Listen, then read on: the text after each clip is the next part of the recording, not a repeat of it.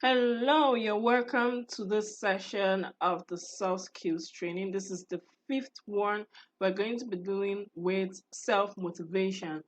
And just before we dive right in, don't forget to go take your pre-test at this link. You're supposed to have taken it and you're supposed to take it before you go right into this topic. And once again, my name is Ezine Uzoije and I'll be taking you through this session. We're going to be looking at what self-motivation is, the types that exist, the importance for you, the roadblocks that can exist to your self-motivation and how to deal with them, the steps that you can take to stay motivated. So, this is an activity I want to show you. This is a very interesting activity, and it's a game where you actually place a pen or a pencil in between your nose and your mouth. In between your nose and your mouth. Now, if you place it like this, it's quite easy to just keep it there and then you stay still. But when you have distractions, when you have people all around you laughing, jeering you, telling you do this, do that, telling you this, trying to distract you, it can be very uncomfortable for you and it will just fall off. Okay, if you're also holding this thing and then moving around tables, moving around obstacles, chairs, it's just definitely going to fall off. So I want you to try out this activity on your own. Put this thing in between your nostril and your mouth. Check how long you can actually be able to hold on. Okay.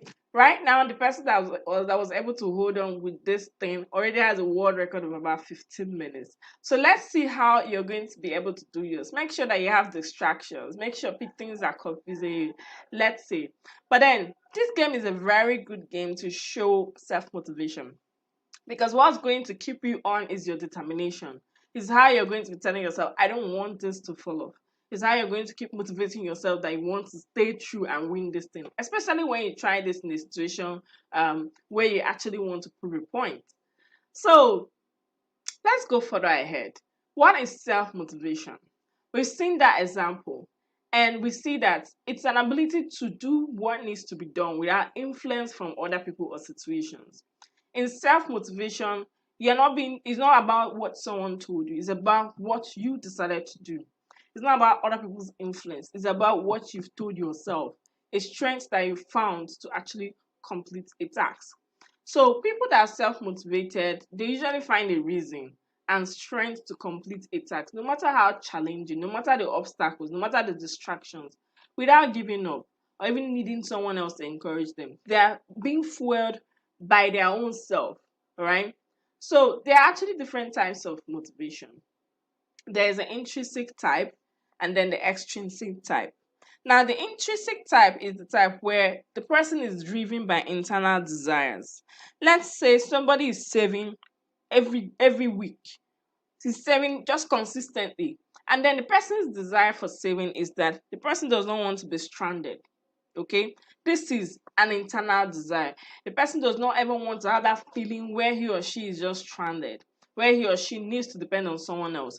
So you see that desire is internal, is actually driven by his or her own internal desires, his or her own internal feelings. All right. In extrinsic desire and motivation, you see something else. You see that this person is driven by external desires. So you see that, for instance, somebody that is encouraging other people to vote for someone.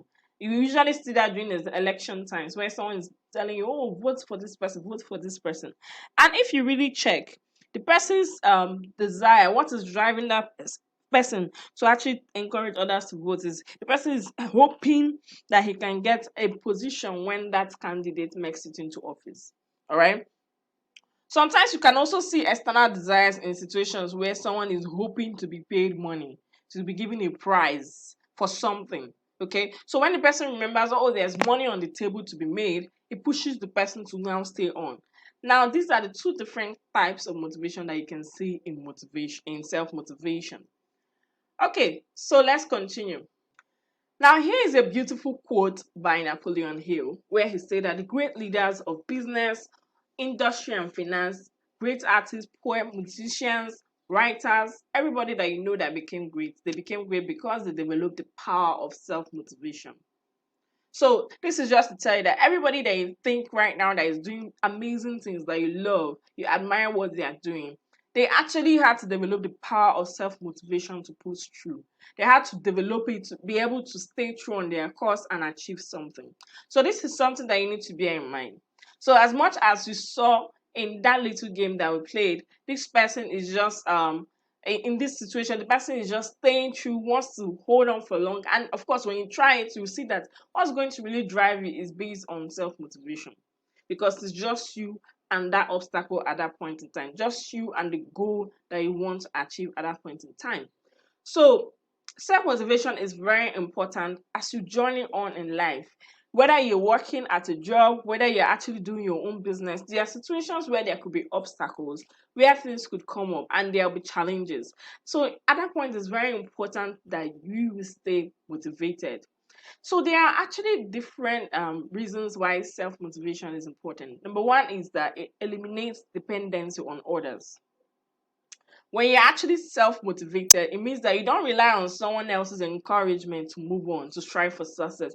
You're not waiting for another pep talk. You're not waiting for another motivational speaker to talk to you. You are the one that is motivating yourself. You are your own motivational speaker. Another thing is that it assists you to overcome weaknesses that can hinder success. And there are so many weaknesses that can come up to hinder success. It could be procrastination, it could be you just being a bit lazy or trying to over reward yourself. Instead of you doing something, you're telling yourself, oh, let me sleep a little, let me wait a little. But when you are self motivated, remember you need that's a weakness that can hinder what you're trying to achieve. And then it reminds you to just keep working at it. Another importance of self-motivation is that it supports your personal development. For you to be in this fellowship, you actually know that you have a very high self-motivation. For real, because there are so many people that saw those adverts when it went out. They may actually know that they really need this fellowship, but to even fill the form, and they'll be like, oh, I will leave it till later, I will leave it till later, till that form, till the application deadline passed. There are still so many people that joined this fellowship that are no longer here right now. So you know that self-motivation is something that has kept you to this point. And it's important because when you have self-motivation, it means that you continually develop yourself. And what happens to people that develop themselves? You see them in higher places. They're able to take better decisions. They're able to get better opportunities because they've developed themselves. Another importance of self-motivation is that you can be able to attain your goals successfully because you're actually self-motivated. You've been telling yourself, this is the goal I'm working on. You keep encouraging your own self to stay on that goal and to achieve it. You're actually waiting for someone else to encourage you. It's you and yourself. You keep encouraging yourself. Of course, you attain that goal successfully. Okay, because you keep reminding yourself of what you're working on. And if you really think about it, no one else can do the job of motivating you more than yourself because it's you that has that goal, that thing that you're working on. And if you're self-motivated, you're better able to actually attain your goal than when someone else is actually encouraging you. Now, another point is it enhances your ability to cope with stress. Look, there'll be so many things that can actually come on the way when you're trying to achieve something. And one of them is you're going to be working so hard. And when you're working quite hard at something, of course, there's the natural tendency that you will be feeling stressed. But some of the things that can ease stress is when you remember your desires, the things that are driving you.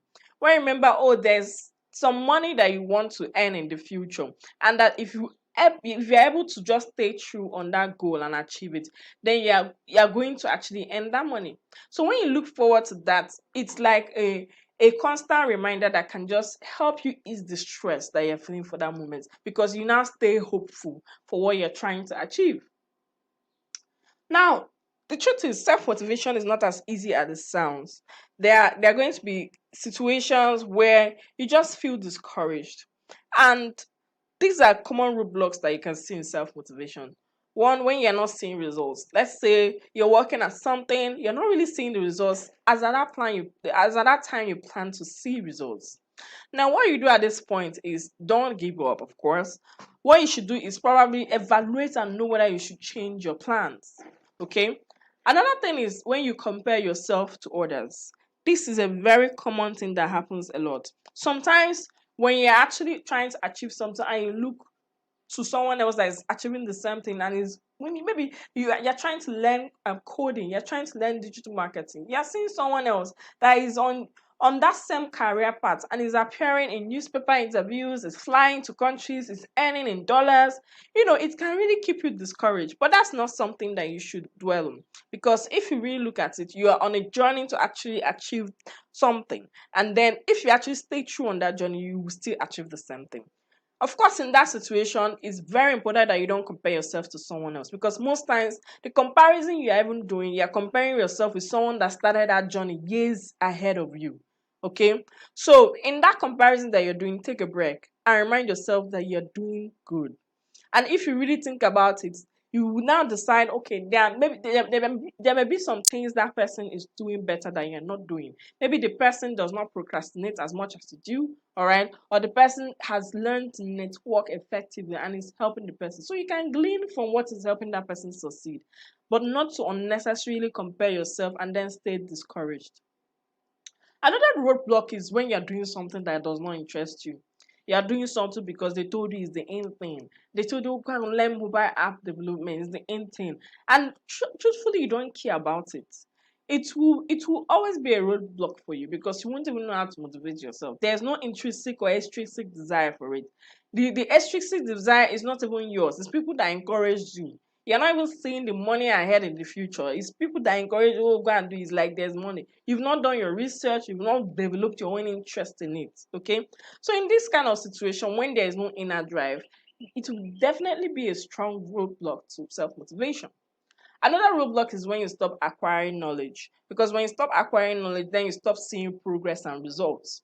So at this point, you can now decide, oh, there's no point, and then give up. But if you really trace where the problem started from, and see that it started when you stopped learning, when you stopped acquiring knowledge, then you can just reverse the situation.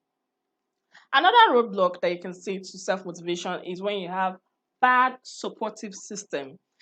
It's always important that you surround yourself with positive people. Okay. So most times there could be situations where unfortunately you've not done that work of surrounding yourself with positive people. You're surrounding yourself with people that just tell you, why are you wasting your time doing this? Why are you wasting your time learning this? Have you not heard of hacking and all of that?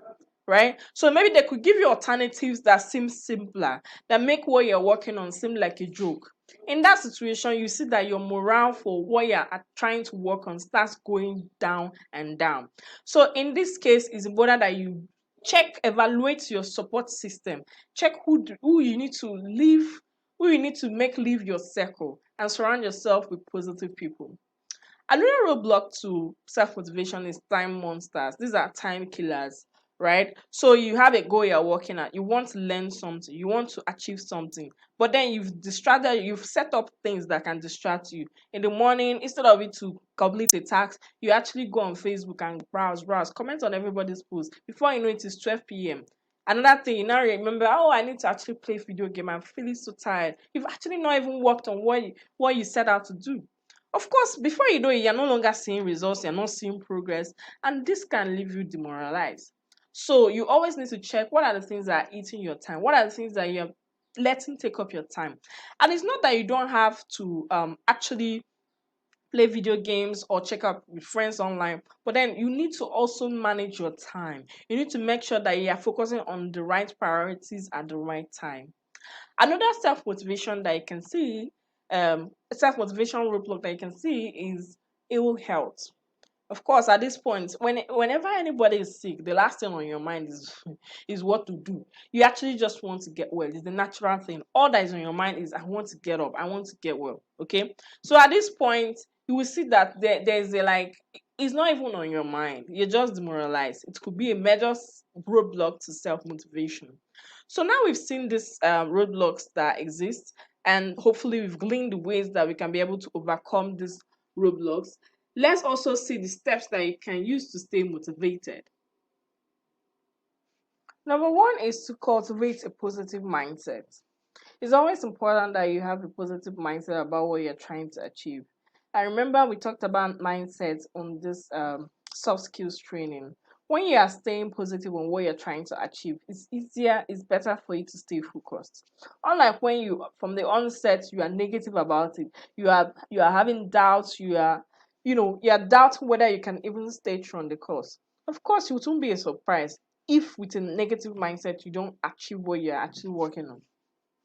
When you cultivate a positive mindset, it helps you to stay focused. It keeps you energized on what you're working on, and it helps you to stay motivated. Another step is to get desirous. Desire something. Desire a return on what you're working on. Okay? So when you're actually desirous, let's say you're working on something, you're looking forward to the future, what you're working on can bring for you. Then when setbacks happen, it doesn't really it doesn't really keep you on the ground. You can be able to bounce back and actually stay true on the course that you're working on. And the truth is, setbacks must happen. It keeps happening from time to time. In fact, if you're working on something and a setback is not happening, you need to be slightly surprised. Okay, there are situations that could just come up and then set you back a little bit on what you're working on. But when you are actually motivated, when you keep remembering your end goal, it can help you to stay motivated. Then another step that you can use to stay motivated is to set smart goals. So we already dealt with the topic of smart goals, and I hope you understand it by now. So in smart goals, you are keeping it simple, keeping it specific, and you've broken it into smaller parts. You have a plan for achieving it. So you will know that as much as you're working on something, you can go back to it and then know that you're actually on your way to achieving what you're working on. It's better than setting vague goals. When you set smart goals, you're better able to stay motivated on what you're working on. Another step is to stay committed to the personal and organizational goals that you have. Stay committed to any goal that you set for yourself. Stay committed to the organizational goals in any organization that you're working at. When you stay committed, it's like you made a decision that you have to commit to, that you have to actually see to fruition. Then when you actually commit, make that decision, you're better able to stay motivated and go the extra mile in achieving them. Another step is to identify your strengths and weaknesses and work on them. Always try and work on your weaknesses.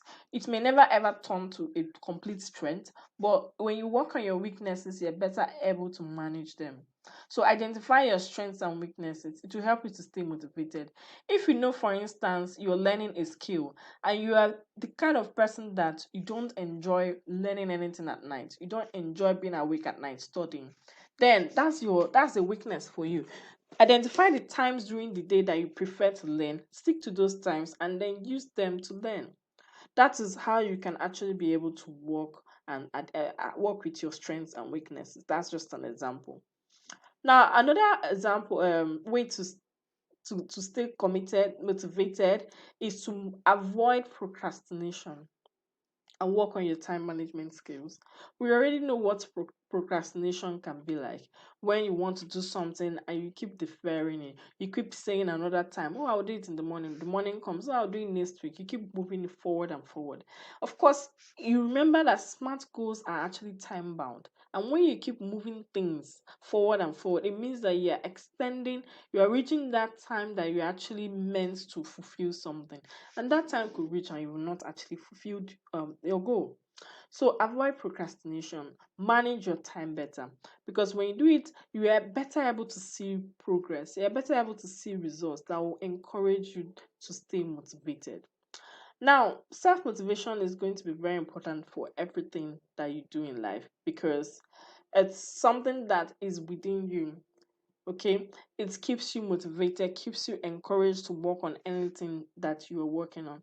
No matter where you are in life, there will be situations where there is no one else that understands the challenge and obstacles that you have, but it's your own self motivation that will keep you on course. So we've come to the end of this session. If you have any question, don't forget to ask it on Slack, and don't forget that you have to take this post test. This post test is very important. Don't skip any of this soft skills training without taking the pre-test and the post test after. And to conclude, this is a quote from Vivian Green.